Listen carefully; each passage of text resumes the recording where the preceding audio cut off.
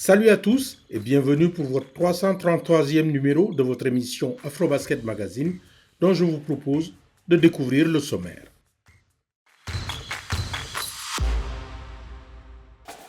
Nous vous ferons le bilan de la participation de nos représentants africains à la Coupe du Monde U17. Autre bilan, celui des éliminatoires de la Coupe du Monde avec les fenêtres 3 Zone Afrique. Enfin, présentation des représentants africains pour la prochaine Coupe du Monde U17 filles. La Coupe du Monde U17 garçons vient de prendre fin à Istanbul, en Turquie. Le Cameroun et la Côte d'Ivoire étaient les représentants africains. Quel est le bilan de leur participation? Mika Slamdang. La Turquie a accueilli la Coupe du Monde FIBA U17 masculine 2026, une compétition qui a réuni les meilleurs jeunes basketteurs de la planète. Deux nations africaines étaient au rendez-vous, la Côte d'Ivoire, championne d'Afrique U16, et le Cameroun, vice-champion d'Afrique. Pour sa première participation à un mondial U17, le Cameroun a hérité d'un groupe particulièrement relevé. Les Lionceaux ont entamé leur tournoi par une défaite 90-72 face à la Chine. Malgré ce revers, Brice Pouloukou s'est illustré avec 18 points, 7 rebonds et une évaluation de 19. La deuxième sortie s'est soldée par une lourde défaite, 94-43 contre la Lituanie. Face au Canada, les Camerounais se sont inclinés 104-64. En huitième de finale, le Cameroun est tombé sur l'ogre américain. Les Lionceaux ont été battus 141-85. Nolan Ngammeni termine en meilleur marqueur camerounais avec 17 points. Direction ensuite les matchs de classement. Opposés à la Côte d'Ivoire, les Camerounais ont perdu le derby africain 77-62 avant de s'incliner lors du match pour la 15e place face à l'Italie. La Côte d'Ivoire de son côté a parfaitement lancé sa campagne en dominant le Venezuela 74-63. Jean-Philippe Oka a signé une solide double-double avec 16 points et 10 rebonds. Les Éléphantaux sont ensuite passés tout près d'un exploit face à l'Australie. Battu 78-73, Barakel Kofi s'est distingué avec 19 points, 6 rebonds et 3 passes. Malgré une défaite 97-71 contre la Serbie, Nathan Djako a brillé en inscrivant 24 points. En huitième de finale, les Ivoiriens ont livré une belle bataille face à Porto Rico avant de céder 101-85. Raphaël Ouedraogo réalise la meilleure performance africaine du tournoi avec 18 points, 12 rebonds et 3 contres.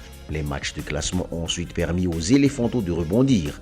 Vainqueurs du Cameroun 77-62 dans le derby africain, ils ont ensuite dominé la Nouvelle-Zélande 85-81 pour s'adjuger la 11e place. Meilleur classement des représentants africains dans cette édition. Au terme de cette Coupe du Monde, si les résultats n'ont pas permis aux deux sélections d'intégrer le top 8 mondial, plusieurs jeunes talents ont marqué les esprits.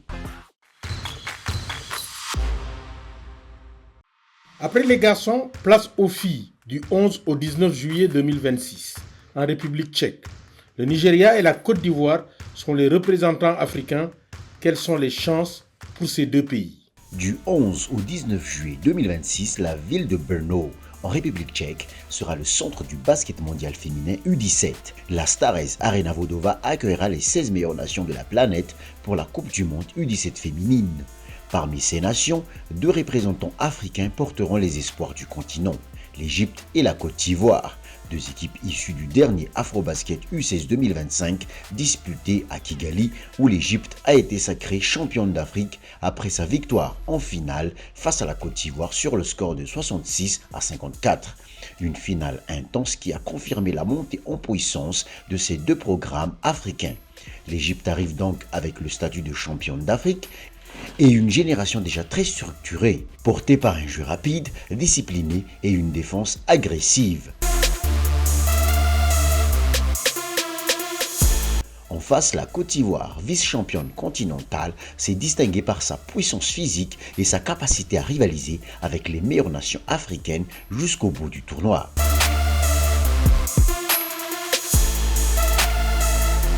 Au tirage au sort, les deux sélections africaines ont hérité de groupes particulièrement relevés. L'Égypte évoluera dans le groupe D aux côtés du Canada, de l'Italie et de la Nouvelle-Zélande, un groupe dense face à des nations habituées aux grandes compétitions mondiales. La Côte d'Ivoire, elle, sera dans le groupe A, avec un défi encore plus impressionnant. les États-Unis, l'Australie et la Lettonie. 3 références mondiales du basket féminin, ce qui place les Ivoiriennes dans la peau d'outsiders, mais aussi dans un contexte idéal pour progresser et se révéler. L'histoire récente donne déjà quelques indications. L'Égypte a dominé le championnat d'Afrique U16 grâce à une cohésion collective et une intensité défensive remarquable, tandis que la Côte d'Ivoire a surpris en atteignant la finale, marquant un tournant dans son histoire dans les compétitions de jeunes. Aujourd'hui, ces 2 sélections arrivent au mondial avec des ambitions différentes, mais un même objectif: exister face aux meilleures nations du monde et continuer à faire grandir le basket africain féminin. À Brno, du 11 au 19 juillet 2026, l'Afrique ne vient pas seulement participer, elle vient tester son avenir. Les éliminatoires de la Coupe du Monde FIBA 2027 viennent de boucler la 3e fenêtre. En Afrique, l'événement s'est déroulé sur 3 sites: Dakar au Sénégal, Douala au Cameroun, Luanda en Angola. Résumé de la compétition avec Malik Daou. Les lampions se sont éteints sur la première phase des éliminatoires zone Afrique de la Coupe du Monde FIBA Qatar 2027. 3 jours de compétition par groupe auront suffi pour dessiner les contours de la suite des qualifications et livrer leurs premiers enseignements. Dans le groupe A, le Cameroun termine en tête après avoir affiché une belle régularité tout au long de cette première phase. Les Lions indomptables ont confirmé qu'ils possèdent un des effectifs les plus complets du continent. Conduit par Fabien Ateba et Jeremiah Hill en attaque et bénéficiant du retour en pleine santé d'Ulrich Chomche pour protéger leur raquette, les Lions, soutenus par la ferveur de leur antre de Japoma à Douala, ont réussi un parfait 3 sur 3 lors de cette 3e fenêtre, ce qui les place en tête du groupe avec 5 victoires et 1 défaite en cumulé. À leur côté, le Soudan du Sud poursuit son ascension. Même avec une équipe au sein de laquelle plusieurs noms connus manquaient à l'appel, les Bright Stars continuent d'impressionner par leur talent et leur maturité, et la présence de leur coach mythique Royal Ivy, libéré de ses obligations en NBA, a été un vrai booster. Le Cap-Vert décroche la 3e place qualificative après avoir remporté les matchs qu'il ne fallait pas manquer.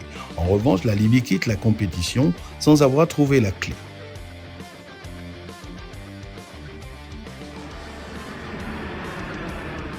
Dans le groupe B logé à Dakar, les Lions du Sénégal avaient un objectif simple: valider leur qualification sans compromettre leurs chances pour le 2e tour. Mission accomplie pour les hommes du coach de Sagana Diop, qui terminent premier de leur groupe devant la Côte d'Ivoire au goal average particulier, dans une poule qui aura globalement respecté la logique. Lions et éléphants finissent avec un même bilan de 5-1. La RDC s'invite elle aussi au 2e tour grâce à ses 2 succès précieux sur Madagascar qui lui permettent de poursuivre son aventure. Les Malgaches éliminés ont proposé un basket spectaculaire et offensif, notamment face au Sénégal, démontrant qu'ils disposent d'un potentiel intéressant pour l'avenir.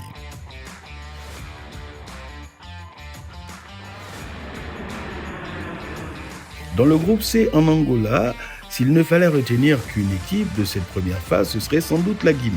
Encore considérés comme des outsiders avant le début de la campagne, les Guinéens ont réalisé un parcours presque parfait en tenant la dragée haute à la Tunisie et au Nigeria.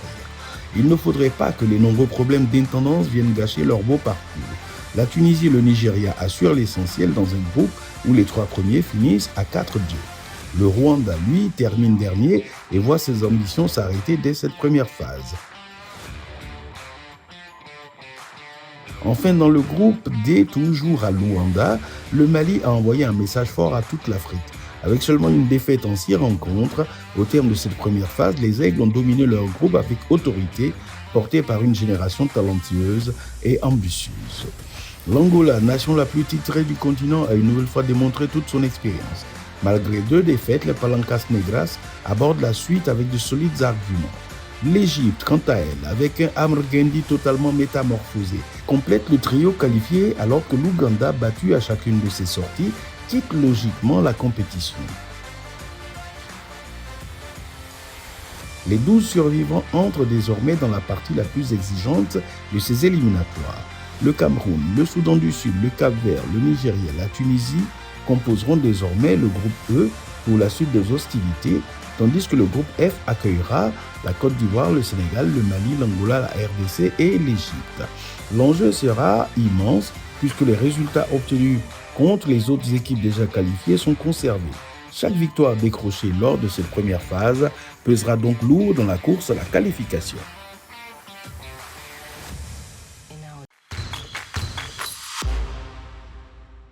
Je vous propose à présent de découvrir les meilleurs points des éliminatoires de la Coupe du Monde. Loses it again.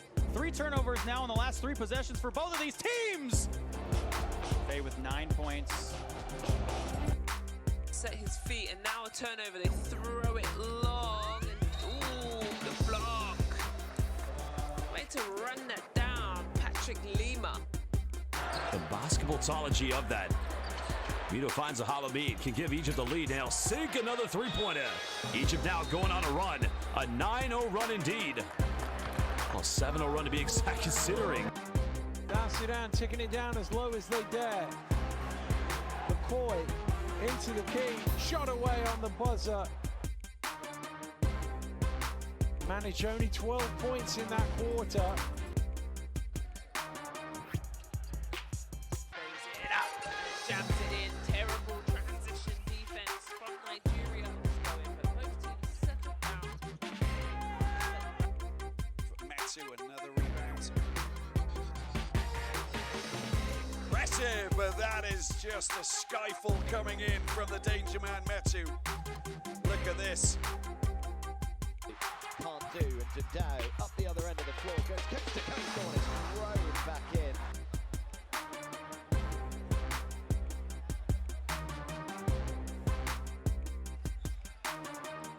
And they're trying to pick the pace up. Keta all the way, and a nice flush there by Keta.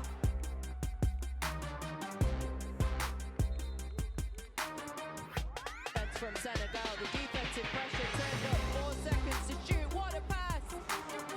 Along the cutting baseline. Oh, so stay. It's not what they need. The steal and another jam down the other end by Mane. Take a look at the best played. Defensive impact when he's going all over the place here. Pass all the way down the floor is a good one as well. And it is thrown down with authority.